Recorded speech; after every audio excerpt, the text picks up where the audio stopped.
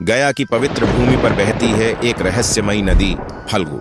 ऊपर से सूखी दिखने वाली यह नदी आखिर क्यों वह अंदर ही अंदर बहती है? ऐसे तो यहाँ हर साल लाखों श्रद्धालु देश विदेश से पहुंचते हैं अपने पूर्वजों की आत्मा की शांति के लिए पिंडदान करने।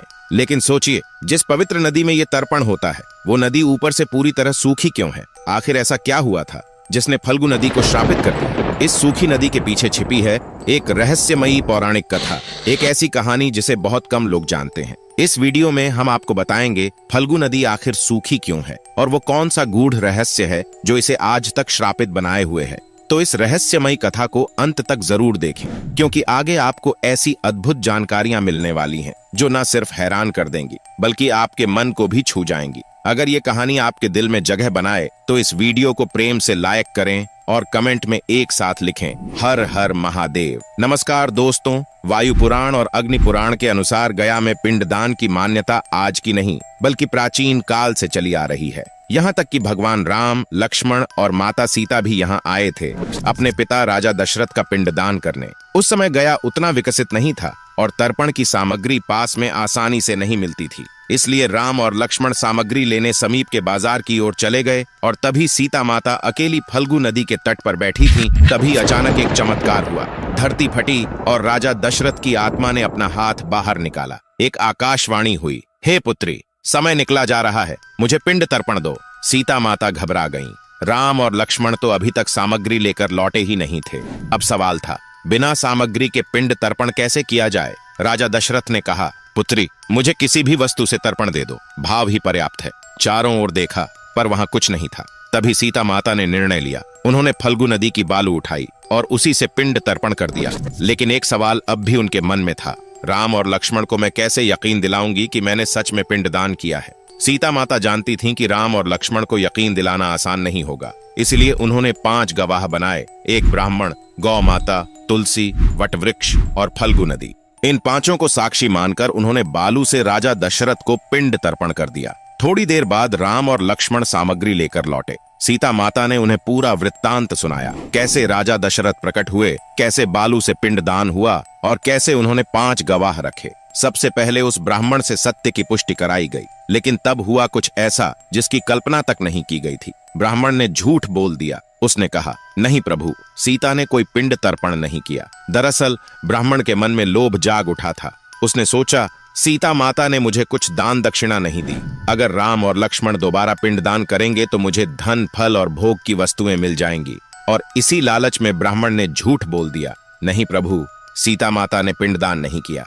सीता माता अत्यंत दुखी हुई और क्रोधित होकर श्राप दे दिया, जाओ, तुम लोभी कहलाओगे, तुम्हें कितना भी दान दक्षिणा मिले तुम्हारा पेट कभी नहीं भरेगा, तुम हमेशा भूखे और असंतुष्ट रहोगे। और यही कारण है कि आज भी गया जी के पंडा कितना भी दान मिल जाए कभी संतुष्ट नहीं होते, वो हमेशा और मांगते रहते हैं। अब ब्राह्मण तो झूठ बोल चुके थे, अब बारी थी गौ माता की।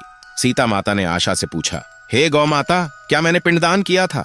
लेकिन गौ माता ने भी सत्य नहीं बताया। उन्होंने धीरे से गर्दन हिलाई और कहा, नहीं प्रभु, सीता माता ने पिंड तर्पण नहीं किया। यह सुनकर सीता माता का हृदय व्यथित हो उठा। जिस गौ माता को संसार में पूजनीय माना गया, जब वही सत्य से विमुख हो गई तो सीता माता ने उसे भी श्राप दे दिया, जाओ, अब से तुम्हारी पूजा तुम्हारे पीछे के भाग से होगी, पूरी दुनिया तुम्हारे पृष्ठ भाग को ही पूजनीय मानेगी। और तभी से यह परंपरा बनी कि गाय की पूंछ पकड़कर उसकी पूजा की जाती है, मतलब पीछे के भाग को सबसे पवित्र माना जाता है। अब बारी आई तीसरे साक्षी तुलसी माता की। तुलसी, जिनका स्थान हर पूजा में होता है। सीता माता ने उनसे भी पूछा, हे तुलसी, क्या मैंने पिंड तर्पण किया था? लेकिन तुलसी ने भी सत्य को छुपा लिया। उसने सोचा, यदि राम भगवान स्वयं मुझे स्पर्श करेंगे तो मेरा सौभाग्य और भी बढ़ जाएगा, मैं धन्य हो जाऊंगी। इस स्वार्थ में उसने भी झूठ बोल दिया, नहीं प्रभु, सीता माता ने पिंड तर्पण नहीं किया। अब सीता माता का धैर्य टूट गया। उन्होंने कहा, तुलसी, तुमने भी मेरे साथ छल किया है, अब से तुम्हारा जन्म वहां होगा जहां गंदगी होगी। और तभी से तुलसी साफ सुथरी जगहों पर जल्दी नहीं उगती, लेकिन जहां गंदगी, नमी या गंदा माहौल हो वहां वो तेजी से पनप जाती है। इसके बाद जब राम और लक्ष्मण को विश्वास नहीं हुआ तो सीता माता ने अगला साक्षी फल्गु नदी को बुलाया और कहा, इनसे पूछिए प्रभु, ये साक्षी हैं।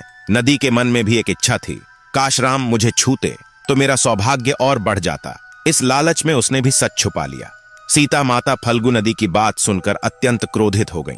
उन्होंने गुस्से में श्राप दे दिया, तुम्हारे भीतर जो घमंड है वो अब तुम्हें पूरी तरह से सूखा देगा। जाओ, अब तुम सदा के लिए सूख जाओगी। जैसे ही श्राप की शक्ति फैलती है, फल्गु नदी हाथ जोड़कर सीता माता के सामने प्रकट हो जाती है और विनती करती है, माता, यदि मैं पूरी तरह सूख जाऊंगी तो यहाँ आने वाले लाखों प्यासे भक्तों को जल कौन देगा? मैं तो जीवन देने वाली धारा हूँ।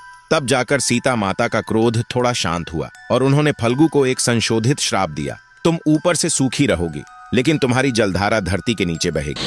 और तभी से यह रहस्य जुड़ा कि फल्गु नदी ऊपर से पूरी तरह सूखी दिखाई देती है, लेकिन आज भी अगर आप गया के फल्गु घाट पर बालू को हाथ से थोड़ा हटाएं तो 1 से 2 हाथ नीचे से पानी खुद बहता हुआ निकल आता है। अब तक चारों गवाह फल्गु नदी, ब्राह्मण, गौ माता और तुलसी सीता माता को निराश कर चुके थे। 5वीं बारी थी आखिरी साक्षी वट वृक्ष की। आंखों में आंसुओं लिए सीता माता वट वृक्ष से बोली, हे वट वृक्ष, क्या तुम भी झूठ बोलोगे? बताओ, क्या मैंने पिंड तर्पण नहीं किया? वट वृक्ष मौन रहा, लेकिन उसका मन विचलित हो उठा। उसने सोचा, इन सभी ने अपने अपने स्वार्थ में सच छुपा लिया, लेकिन मैं क्यों छुपाऊं? मेरा कोई स्वार्थ नहीं, मुझे तो केवल सत्य का साथ देना है। और तभी वटवृक्ष ने स्पष्ट शब्दों में कहा, हाँ प्रभु, सीता माता ने राजा दशरथ का पिंड तर्पण किया है। ये सब जो कह रहे हैं वो झूठ है। मैं स्वयं इस पवित्र कार्य का साक्षी हूं। सीता माता की आंखों से आंसू बह निकले, लेकिन अब ये आंसू दुख के नहीं, सत्य की जीत के थे।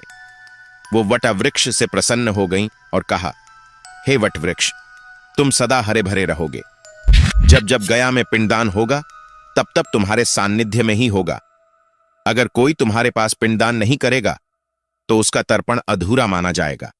और तभी से यह वटवृक्ष अक्षय वट कहलाया।